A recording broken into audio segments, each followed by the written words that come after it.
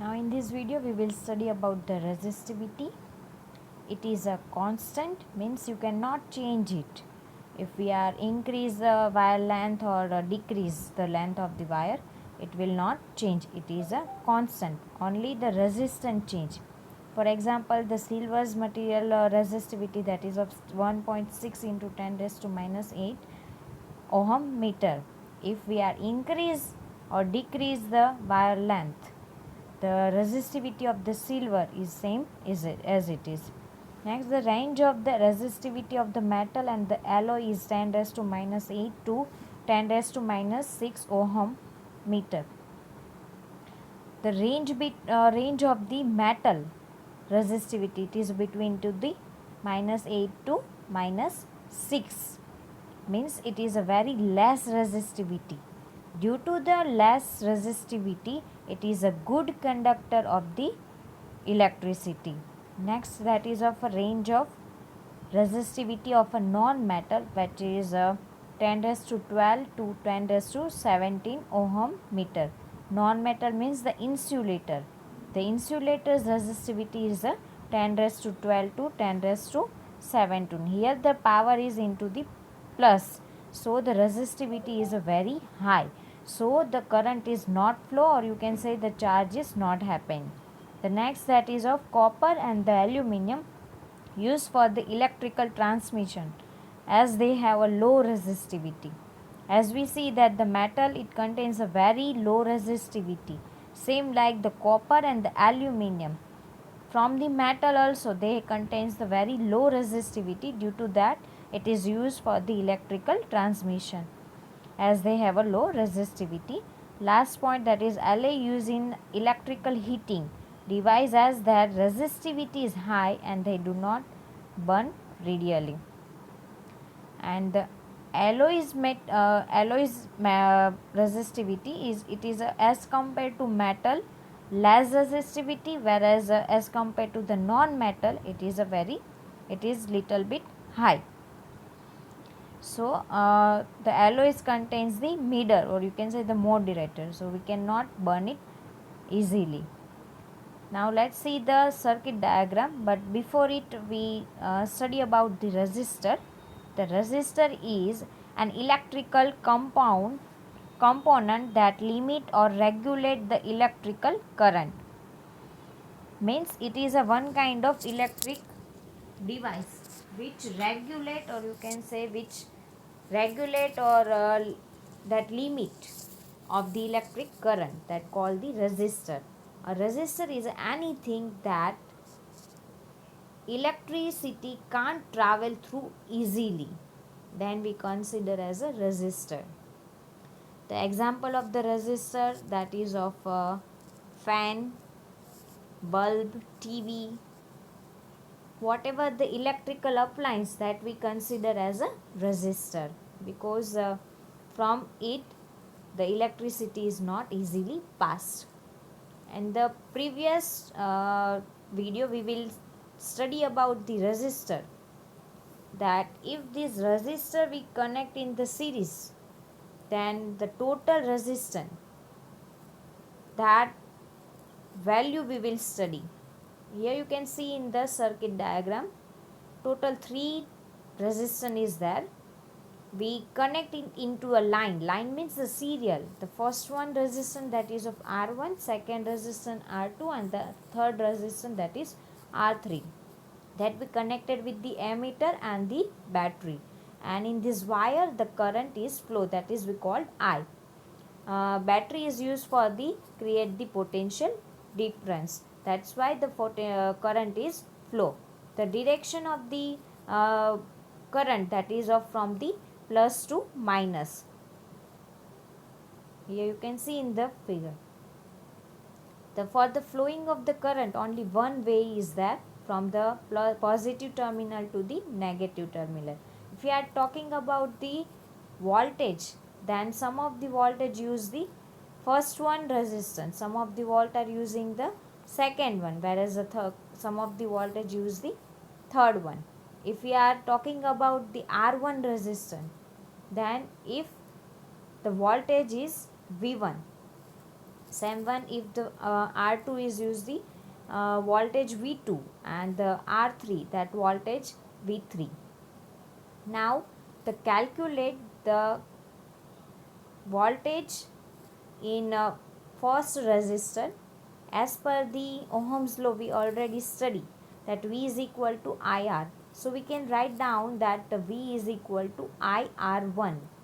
Same like as for the second resistor, the voltage of second resistor, that is of V2 is equal to IR2. Same like for the third, in the third resistor,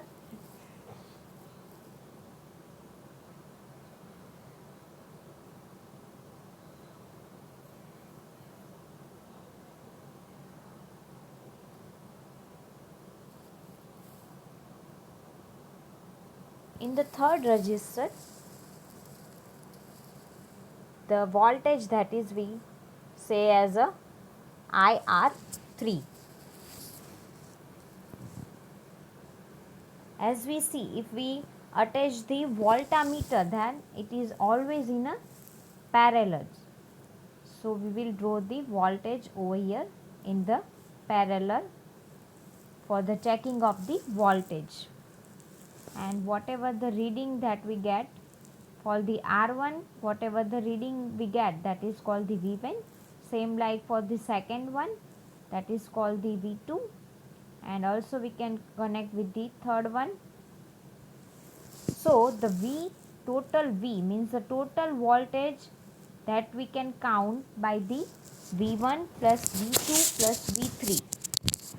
So instead of V, we can write down the IR is equal to, what is the value of V1? That is of IR1. Same like the V2's value, that is of IR2. So we write down the plus and IR2. Same like for the V3 value, that is of IR3. So we addition sign, do the addition sign and write down the IR3. Here you can see the I that is of common in right side. So we can take it common. So we can write down the I in bracket R1 plus R2 plus R3. Here the I, that is as it is R. Here you can see the both the side I is common.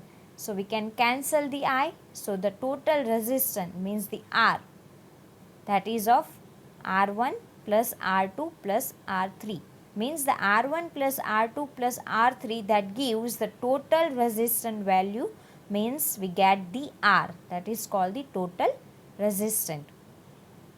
If we are ever connected it into this series, then how can we calculate the total resistance? We can get the total resistance by the R1 plus R2 plus R3. Let's take one example that where the series where the all the resistance is attached into the series. Then the example, that is a best example, that is of in the Diwali vacation or in the Diwali celebration, you can see we are using the series light. In that the resistance are connected into the series. Now the next topic, that is of resistor in the parallel. If we are attach the resistor into the parallel, then how can we calculate the total resistance? In the first one, that is of R1 resistor, second one that is of R2 resistant, and the third one that is of R3 resistant. These all the resistor is it is a connected in the parallel manner, and these all the resistor be connected with the batteries, and for the flowing the current that we measure by the ammeter, and for the voltage measurement we are using the voltmeter. Here you can see whenever this current is flow, the I, that means the current that is flow are different in each and every resistor. Means suppose here you can see at the one point the I that is divided into a three or you can say the three way. Some of the current is flow in the R1, some of the current is flow into the R2, and some of the current is flow into the R3. Again it is combined and form the I. As we know the Ohm's law, that is V is equal to IR. So we can write down the I as a V by R. So in the R1 resistant, the current that is of I1 flow, in the R2 that is of in that the I2 current flow, and the R3 resistant I3 current flow. In the first R1, the V that is of total voltage that is of V, and the resistance that is of R2. So the I1 is equal to V by R2. For the I2, the voltage that is of V and the resistance that is of R2. Same like for the third resistance, the I3 is equal to V by R3 because it's resistant R3. So the total current, how can we measure the total current? The total current that is of I, that is of equal from the I1 plus I2 plus I3. Whatever the three resistant current flow in three total current which is flow in the three of the resistant, if we do the total of it, then we get the total current, means the I is equal to I1 plus I2 plus I3. Here instead of I, we can write down the V by R. Here you can see I1's value, means the I1's value means you can write down the V by R1 for plus. Instead of I2 you can write down the V by R2, and instead of I3 you can write down the V by R3. Here you can see V by R is equal to V, V is a common from the three of them, so we can do the common, we can separate it as a common. So the 1 by R1 plus 1 by R2 plus 1 by R3 that we get. Here you can see both the side V is the same, so we can cut it down the V from both the side. It is cancelled, so we get the 1 by R is equal to 1 by R1 plus 1 by R2 plus 1 by R3. So you can see the what is the resistance, total resistance, that is of reciprocal of the all, means R1 plus R2 and R3's. So we get the total resistance. If the resistance it is attached into the parallel, and if asked that find out the resistance, then we have to write down the equation 1 by R is equal to 1 by R1 plus 1 by R2 and plus 1 by R3. If the series resistor, then the R is equal to R1 plus R2 plus R3, means we have to just do the summation, then we get the total resistance. But while in a resistor it is in a parallel, then the equation is a 1 by R is equal to 1 by R1 plus 1 by R2 plus 1 by R3. Suppose in the series, instead of 3, 4 resistance is given, then you have to add simply. In the resistance in a parallel, the voltage is common, so the final equation that we get, that is of 1 by R is equal to 1 by R1 plus 1 by R2 plus 1 by R3. Suppose we are attach it into the parallel one more resistance, then we can add the 1 by R4. Whatever resistance is there, that we have to add in a reciprocal. So we get the total resistance. Now we will discuss about our appliance, that how they are arranged, where it is attached into the series connection or a parallel connection. In our home, all the connection that we will do in a parallel combination. Why? So we are listed out some advantages of the parallel combination. The first one, that is in series, if one resistor fail, then all circuit is broken and the non-component worked. And here you can see in the series one, suppose the R2 is broken down, then the pathway is totally broken down, so the further current not pass. So the rest of the component is not allowed. But in parallel component, suppose the R1 is broken down, but the current is flowing to the R2, R3 and the R3. So the only one component if it is not work, but the rest of the component easily work if it is in a parallel. The second one, that is a different appliance require a different current. This cannot be satisfied in the series component. Means in the series resistor, in the series, in the all the resistor the equal current is there. But in the our home appliance, the each and every appliance need a different of current. Some of the appliance need a more current, while the some of the contains the less current. So it is not satisfied. While in the parallel combination, it is accordingly to distributed. So according to the appliance need, it is distributed. So it is a advantages than the series component. The total resistance in a parallel combination is less as compared to the series component combination. Here you can see this in the series combination, the total resistance it is a higher. That is a summation of the all the resistance. So we get the more resistance, while in the parallel, as we see in the formula, it is a reciprocal, so we get the very less resistance, so current can easily flow. Now the next topic, that is of heating effect of electric current.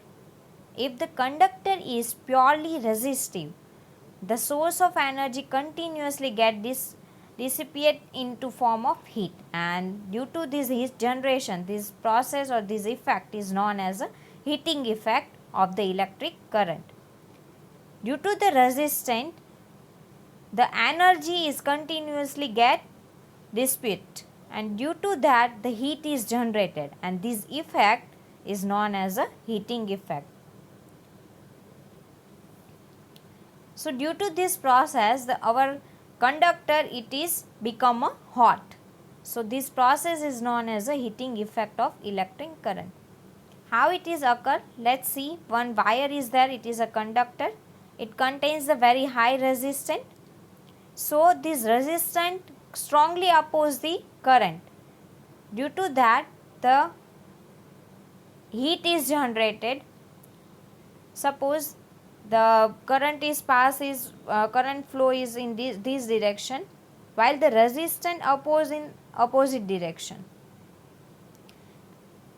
Due to this collision, the heat is generated, and due to this heat, and it is a form of heat energy, and if heat, that is of one kind of form of energy, and which is nothing but it is just work. When we see the potential difference, then the V is equal to W by Q. W means it is a work. It is also, you can hear the W, it is as a form of heat. So you can, instead of write down the W, you can write down the H. So V is equal to H by Q. But if you want to heat means the H, then it is equal to VQ.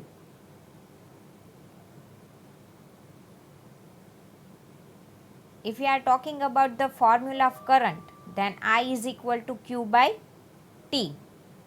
If we write down the Q's value, then the Q is equal to IT, because the I is multiplied with the T, so we get the IT. Now we put this value to the in heat formula, that is H is equal to V I T. This is the other formula of the heat, and as per the Ohm's law, that V is equal to IR. So instead of write down the V, we can also write down the I into RT. So the I is double, so we can write down the I square RT. So H is equal to I square I. Here the I is multiplied with the I, so I square RT. So this is the third equation, third formula.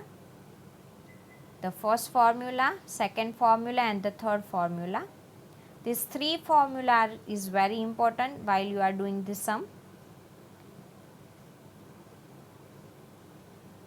Now the next, that is of Joule's law of heating.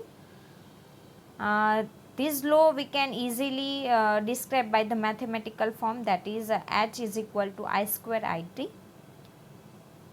The heat produced in a resistor is, whatever the heat is produced into the resistor, it is directly proportional to the square of the current. Here you can see in the mathematical formula that the heat is directly proportional to the square of the current, means the H is directly proportional to the I square. Here I means the current. So you can easily or simply write down that the H is proportional to the I2. The second one, that is of, it is directly proportional to the resistance for a given current. Resistance means R. Means if you want to write down, then you can write down the H is proportional to the R. The third one, that is the heat is directly proportional to the time for which the current flow through the resistant. How many time the current is passed through the conductor, the time is also important, and this time is directly proportional, means you can write down the H is directly proportional to the T. If you combine these three formula, then you can get the H is equal to I square RT. So you can get the final equation, that is of H is equal to I square RT, and this is only we call the Joule's law of heating. One thing is missed, that is of heat SI unit. The SI unit of the heat, that is of the Joule, and that is denoted by the capital J. Now let's see the application of heating effect of electric current. What is the application? What is the use of it? The first use, that is of heating, is a desirable in device like a heater, electric iron, electric fuse, etc. A device in which we need to be heat, or you can say we need the heat energy. That kind of appliance, these are useful, like a heater, electric iron and electric fuse. The second one, that is of heating is undesirable in a device like a computer, refrigerator, TV, etc. Undesirable means there is a disadvantage, we don't want. So that kind of device, heating is undesirable, like a computer, refrigerator, TV. In that we don't want any kind of heating effect. Due to, as you know, that due to the heat, the computer is become a hang. Now the one more device, that is of electric bulb. It is also a heating device. The main glow component in the bulb, that is called the tungsten, which is made up by the tungsten, that is also called the filaments, and its melting point is a 3380 degrees Celsius, and it is contains a very high resistance. Due to the high amount of resistance, it is become a highly heat, or you can say highly generated the heat. The most of the energy which is consumed in a heating, whereas a small part of the light is used. The bulb is filled with the non-reactive gas, and which is the nitrogen and argon. The whatever the electric bulb which is filled with the non-reactive bulb like a nitrogen and the argon, the gas which is not react with the any metals, or here you can see here we are using the tungsten, so we are using a non-reactive gas. Now the next device, that is of electric fuse.